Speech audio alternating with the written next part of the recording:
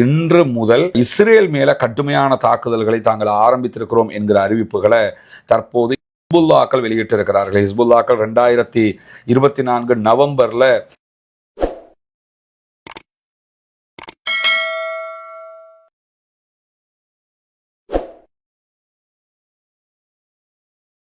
அன்பிற்கினிய சகோதர சகோதரிகளை நம் அனைவர் மீதும் ஏக இறைவனுடைய அமைதியும் கருணையும் உண்டாகட்டுமாக என்கிற உயரிய பிரார்த்தனைகளோடு ஈரான் அமெரிக்க இஸ்ரேலிய மோதல் தற்போது உச்சம் தொட்டு வரக்கூடிய சூழலை நம்ம பார்க்க முடியும். ஈரானுடைய ஆன்மீக தலைவர் ஆயத்துல்லா அலி ஹாமனி கொல்லப்பட்டது முதலாக ஈரான் கடுமையான தாக்குதல்களை பிராந்தியம் முழுவதும் நடத்தி வருகிறது. குறிப்பாக தன்னுடைய எதிரி நாடுகளாக இருக்கக்கூடிய இஸ்ரேலை தாக்குகிற அதே நேரம் தாறுமாறாக இஸ்ரேல் மேல ஈரான் தாக்குதல்களை நடத்தி கொண்டிருக்கிறது.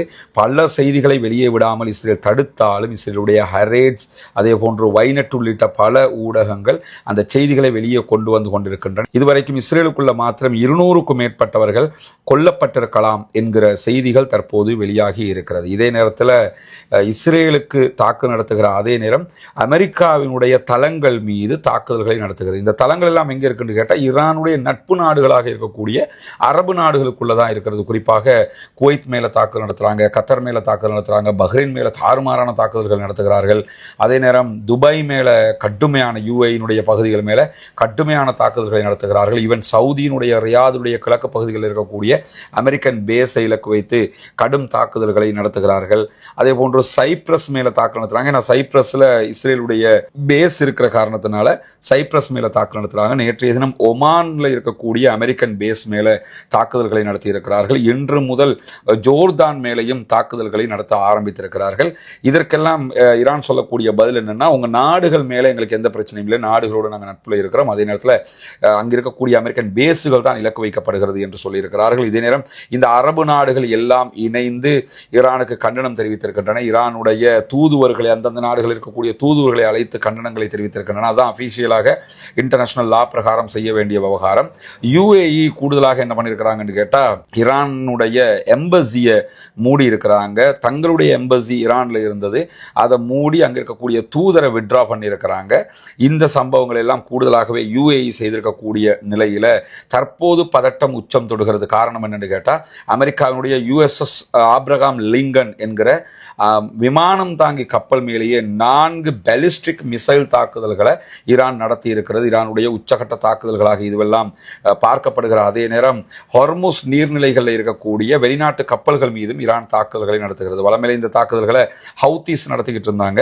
இன்னும் ஹவுத்தீஸ் களத்துக்கு வரல. இந்த தாக்குதல்களை தற்போது முழுவதுமாக ஈரானே பண்றாங்க. இதுவரைக்கும் ஒரே நேரத்தில் ஆரம்பத்தில் ஒரு கப்பலுக்கு தாக்குதல் நடத்தியிருந்தாங்க. நேற்றைய தினம் அமெரிக்கா பிரித்தானியாவினுடைய 3 மாபெரும் பெட்ரோல் டேங்குகளுக்கு தாக்குதல் நடத்தி இருக்கிறார்கள். டேங்கர்கள், அது கப்பல்கள். அந்த கப்பல்கள் மேல கடுமையான தாக்குதல்களை ஈரான் நடத்தி இருக்கிறது என்கிற செய்திகளை பார்க்க முடியும்.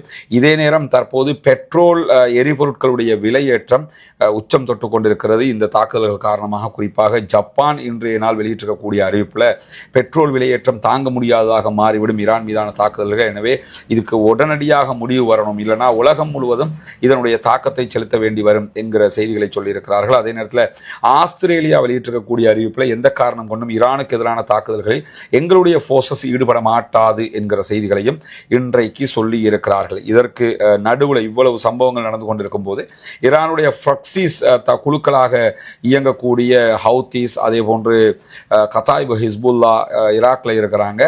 இந்த 2 சாராரும் இதுவரைக்கும் எந்த விதமான ரெஸ்பான்சிபிளும் இந்த தாக்குதல்களுக்குள்ள பண்ணல, கண்டனங்களை தான் தெரிவிச்சிருந்தாங்க. ஆனால் இன்று முதல் இஸ்ரேல் மேல கடுமையான தாக்குதல்களை தாங்கள் ஆரம்பித்திருக்கிறோம் என்கிற அறிவிப்புகளை தற்போது ஹிஸ்புல்லாக்கள் வெளியிட்டிருக்கிறார்கள். ஹிஸ்புல்லாக்கள் 2024 நவம்பர்ல ஒரு யுத்த நிறுத்தத்துக்கு போயிருந்தாங்க. அந்த யுத்த நிறுத்தம் ஹிஸ்புல்லாக்கள் இஸ்ரேலோட செய்து கொண்டது கிடையாது, லெபனான் கவர்மெண்ட் இஸ்ரேலோட செய்து கொண்ட ஒரு யுத்த நிறுத்தம். அதன் அடிப்படையில் ஹிஸ்புல்லாக்கள் ரொம்ப அமைதி பாதுகாத்து வந்தார்கள். கடுமையான தாக்குதல்கள் அதுக்கு பிறகு யுத்த நிறுத்த மீறலாக ஹிஸ்புல்லாக்கள் மேலே இஸ்ரேல் நடத்தி வந்த நிலையிலையும் எந்த விதமான பதில்களையும் தாக்குதல்களையும் நடத்தாமல் 2024 நவம்பர் முதலாக ஹிஸ்புல்லாக்கள் அமைதியாக இருந்து வருகிறார்கள். அதற்கு ஆய்வாளர்கள் சொல்லக்கூடிய ஒரு பெரிய காரணம், ஹிஸ்புல்லாக்களுடைய முக்கியமான பல தலைவர்களை இஸ்ரேல் கொண்டிருக்கிறது. குறிப்பாக ஹசன் நசருல்லா அவர்கள் கொல்லப்பட்டது, அதற்கு பிறகு ஹிஸ்புல்லாக்களுடைய ஃபுவாத் ஷுக்கூர் ஜெனரல் கொல்லப்பட்டது.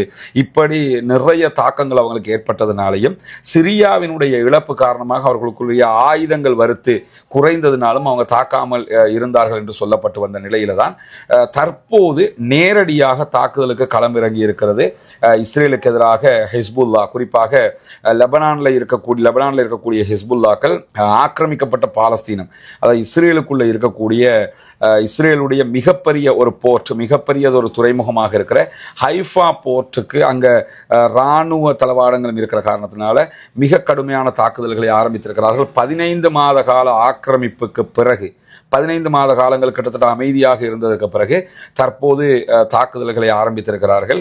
இந்த தாக்குதல்கள் நடத்தப்பட்டதோடு ஏற்கனவே லெபனான் மேல ஹிஸ்புல்லாக்களை இலக்கு வைத்து தாக்குதல் நடத்தி கொண்டிருந்த இஸ்ரேலிய ராணுவம், ஆக்கிரமிப்பு ராணுவம் மீண்டும் உச்சகட்ட தாக்குதல்களை ஆரம்பித்திருக்கிறார்கள். இப்படி 2 கட்ட தாக்குதல்களை இஸ்ரேல் லெபனான் மேல தாக்குதல் நடத்துகிறது. அதே போன்று லெபனானில் இருக்கக்கூடிய ஹிஸ்புல்லாக்கள் இஸ்ரேல் மேல தாக்குதல் நடத்துறாங்க. இந்த தாக்குதலுக்கு அவங்க சொல்லக்கூடிய காரணமே ஆயத்துல்லா அலி காமனி கொல்லப்பட்டதுதான். ஆயத்துல்லா அலி காமனி அவர்கள் கொல்லப்பட்டிருக்கிறார்கள். எனவே அதற்கு எதிராகத்தான் இந்த தாக்குதல்களை நாங்கள் நடத்துகிறோம் என்கிற செய்திகளை சொல்லிக் கொண்டிருக்கிறார்கள். இது மிகப்பெரியதொரு தாக்கமாக தற்போது இந்த ரீஜனுக்குள்ள வந்துடும். ஏன்னா ஹிஸ்புல்லாக்கள் களத்துக்கு வந்துட்டாங்க. அடுத்ததாக ஹவுத்தீஸ் களத்துக்கு வருவதற்கான வாய்ப்புகள் இருக்கிறது. ஹவுத்தீஸ் களத்துக்கு வந்தாங்கன்னா கப்பல்கள் மீதான தாக்குதல்களை அவங்க ஆரம்பிச்சிருவாங்க. கத்தாய்பு ஹிஸ்புல்லா களத்துக்கு வந்தாங்கன்னு சொன்னால் அங்க இருக்கிற அமெரிக்க நிலைகள் மேல அவங்க தாக்குதல்களை நடத்துவார்கள். தரைப்படை என்கிற வகையிலையும் பலமாக இருக்கக்கூடிய ஒரு அணியாக அவர்கள் இருக்கிறார்கள். இதுவெல்லாம் பிராந்தியத்தில் அதாவது அரபு நாடுகளுக்கு தான் பெரிய அழுத்தமாக இது மாறப்போகிறது. அரபு நாடுகள் தான் அமெரிக்காவுடைய இந்த தாக்குதல்களை நிறுத்த வேண்டும் என்பதற்காக ஈரான் இந்த தாக்குதல்களை நடத்தி கொண்டிருக்கிறது என்பதை புரிய முடிகிறது. ஈரான் தன்னுடைய ஆன்மீக தலைவருடைய இழப்புக்கு பழிக்கு பழி தீர்த்தியாகவும் எங்கள் தாக்குதல்கள் இதுவரை இல்லாத வகையில் கடுமையாக பயங்கரமாக இருக்கும் என்று சொல்லிக் கொண்டிருக்கக்கூடிய நிலையில தான் யாரும் எதிர்பார்க்காத விதமாக அமெரிக்காவினுடைய கப்பலுக்கு அவங்க தாக்குதல் நடத்தி 5 அமெரிக்காவுடைய சோல்ஜர்ஸ் கொல்லப்பட்டிருக்கிறாங்க என்று அமெரிக்கா ஒப்புக்கொண்டிருக்கிறது. 5 சோல்ஜர்ஸ் கொல்லப்படுறதுங்கிறது அவங்களுக்கு மிகப்பெரிய ஒரு பிரச்சனை. ஆனால் கண்டிப்பாக 5 பேர் கொல்லப்பட்டிருக்க மாட்டாங்க, அதை விட அதிகமாக கொல்லப்பட்டிருக்க வேண்டும். 2வது, அந்த விமானம் தாங்கி கப்பலில் வேறு என்னென்ன தாக்கங்கள் ஏற்பட்டிருக்கிறது என்கிற செய்திகள் இதுவரைக்கும் வெளியாகவில்லை, வெளிவரவும் விடமாட்டாங்க என்பது நமக்கு தெரியும். மேற்கு ஊடகங்கள் முழுவதுமாக மேற்குக்கு ஆதரவாகத்தான் இருக்கும். இந்த செய்திகளை வெளியே கொண்டு வர மாட்டார்கள். இந்த நிலையில தான் ஆயத்துல்லா அலி காமனியினுடைய ஜனாசாவை பார்ப்பதற்காக லட்சக்கணக்கான மக்கள் தொடர்ந்து திரண்டு வருகிறார்கள் என்கிற செய்திகள் வெளியாகி கொண்டிருக்கிறது. பொறுத்திருந்து பார்ப்போம் என்னவெல்லாம் நடக்கிறது என்பதை. உடனுக்குடன் இந்த செய்திகளை உங்களுக்கு கொண்டு வந்து தருவதற்கு தயாராக இருக்கிறோம். ரஸ்மின் மயசி நியூஸ் மற்றும் ரஸ்மின் டாக்ஸ் ஆகிய 2 சேனல்களையும் இணைந்து கொண்டு, அதே போன்று நம்முடைய வாட்ஸ்அப் சேனல்களையும் அதே போன்று நம்முடைய டெலிகிராம் சேனலையும் இணைஞ்சுக்கிட்டீங்கன்னா இந்த தகவல்கள் உங்களுக்கு உடனுக்குடன் வந்து சேர்ந்துவிடும். அல்லாஹு தாலா அனைவரையும் நிம்மதியாக இருக்கிற, அமைதியாக இருக்கிற, யுத்தங்கள் அற்ற, தாக்குதல்கள் அற்ற, ஆக்கிரமிப்புகள் அற்ற ஒரு பூ உலகை நமக்கு தர வேண்டும் என்கிற பிரார்த்தனையை இந்த புனிதமிக்க ரமலானிலே முன்வைப்போமாக. வாஹர் தஅவானா அல்ஹம்துலில்லாஹ்.